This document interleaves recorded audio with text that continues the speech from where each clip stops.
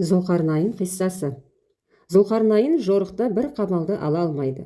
Сөйтіп, мен Құдайдың әмірімен келіп тұрмын, қақпаны ашыңдар, деді. Ар жақтан бір кісі, мына түйіншекті ал, ашып көрсең бәрін түсінесің, деді. Ескендір түйіншекті ашса, ішінде бас сүйек жатыр екен. Ол уәзірлерін жинап, бұның мәнісін сұрайды. Бір данышпан тұрып, сүйекті таразыға тартып көрейік, деді. Таразының бір басына сүйекті, екінші басына алтын күмісті салды. Сүйек ауыр тартты. Бүкіл әскердің сауыт сайман қару жарағын салды. Таразы тапжылмады. Жиналған жұрт мынаны көріп қайран қалды. Ешкім шешімін таба алмады. Сол кезде қызыр келіп, бас сүйектің көз қуысына бір уыс топырақ тастады. Бұған дейін былқ етпеген бас сүйек жоғары ауды. Ескендір: «Уа қызыр, неге бұлай?» деп сұрады. Қызыр: «Нәпсі билеген адам қомағай, ашкөз болады. Өзі тоймастың көзі тоймайды. Әлемнің алтын күмісіне тоймаған адам нәпсісі көрге кіріп, көзіне бір уыс топырақ құйылғанда ғана тояды», деді. Ескендір бұл оқиғадан ғибрат алып, кері қайтыпты. Әбілхаят суы. Ескендір патша жер жаһанды шарлап жүріп, бір таудың төбесінен өлместің суын тауып алады. Оны торсыққа құйып, ішейін деп жатқанда, Алла: «Әй Ескендір, сен өзіңнің өлмегеніңді қалайсың ба, әлде атыңның өшпегенін қалайсың ба?» деп сұрады. Патша сәл ойланып, «Әрине, тарихта атымның өшпегенін қалаймын», деді.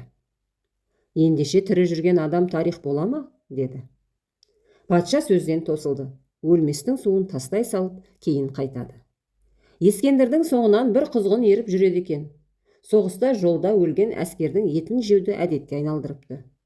Ол тау басында торсықты жемтік бекен деп тұмсығымен теседі. Сол кезде өлместің суы төгіліп, аршаға тиіпті.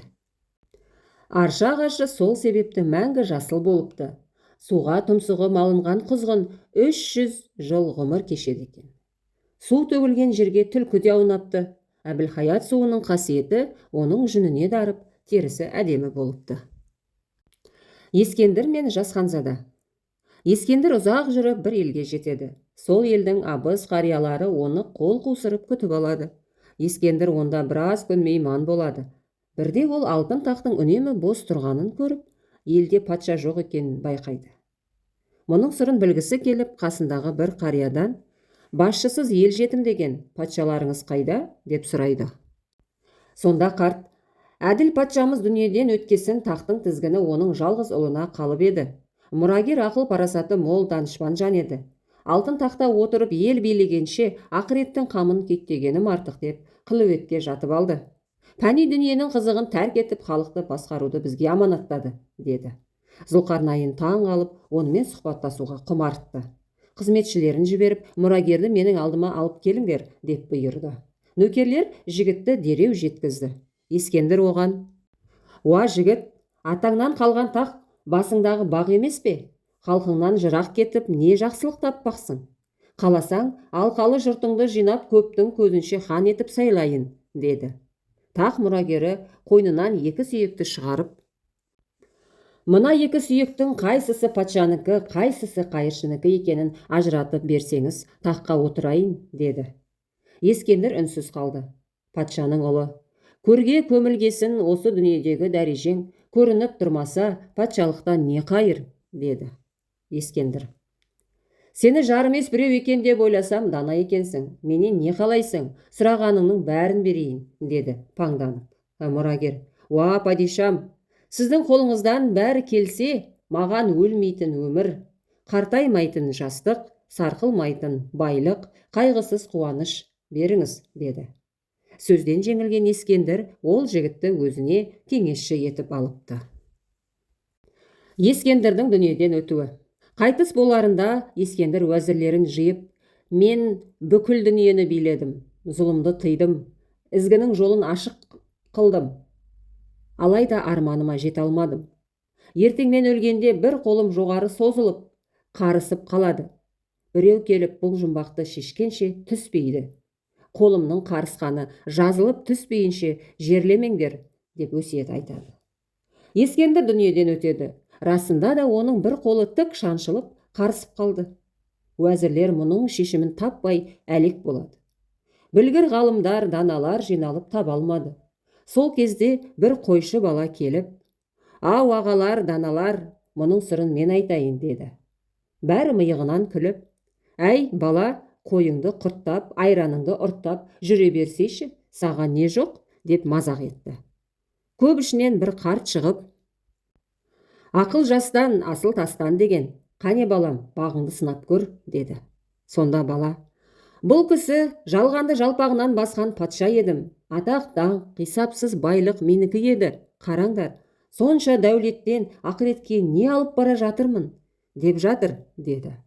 Сол-ақ екен, сірескен қол сылқ етіп төмен түсті.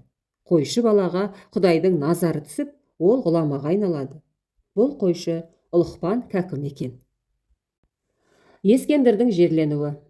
Ескендір дүниеден өтерінде уәзірлеріне, «Жер бетінде өлген адамның саны жоқ.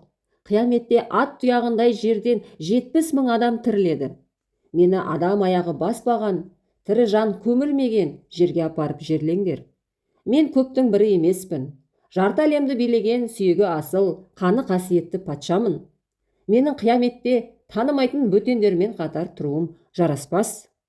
Мақшар алаңына жиналуға Алладан әмір болғанда, бір өзім, бір мекеннен жалғыз тұрып, Алланың алдына дараланып барғым келеді» деп өсиет етеді. Дүниеден өткен соң уәзірлері, туыстары 40 күн ақылдасып, бұрын соңды адам ұрпағы жерленбеген жер іздепті. Кеңесе келе олар Ескендір патшаны биік таудың ұшар басына апарып жерлейді. Нөкерлері патшамызды кісі баласы көмілмеген тың жерге жерледік деп қайтыпты. Күндердің күні анасы ұлын сағынып моласына барыпты. Оның рухымен тілдеспек болып, «Ескендір» деп дауыстайды. Ешкім үн қатпайды. Екінші мәрте, «Ескендір ұлым» деп тағы бір дыбыстайды. Анасы ұлын 10 рет атап шақырса да жауап болмапты. Ақырында анасы «Ескендір Зұлқарнайын» деп шақырады. Сол кезде әруақ тіл қатады. «Балам-ау, мен бағанадан бері неше рет шақырып жатырмын, неге дыбыс бермедің? Әлде ол жақтағы жағдайың ауыр ма?» депті. Сонда ұлы, «Жоқ анашым, бәрі жақсы.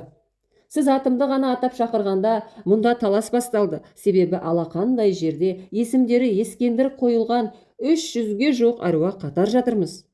Атымыз аталғанда мені шақырып жатыр, жоқ мені шақырып жатыр деп таласып қалдық». Ақырында Зұлқарнайынды қосып айтқанда ғана талас тоқтады. «Күмәнсіз, мені ғана шақырғаны анық болған соң басқалары жол берді» депті. Осыдан бастап өлген кісіге Құран оқып дұға жасағанда әкесінің және атасының есімдерін де қосып атау дәстүрге айналған екен.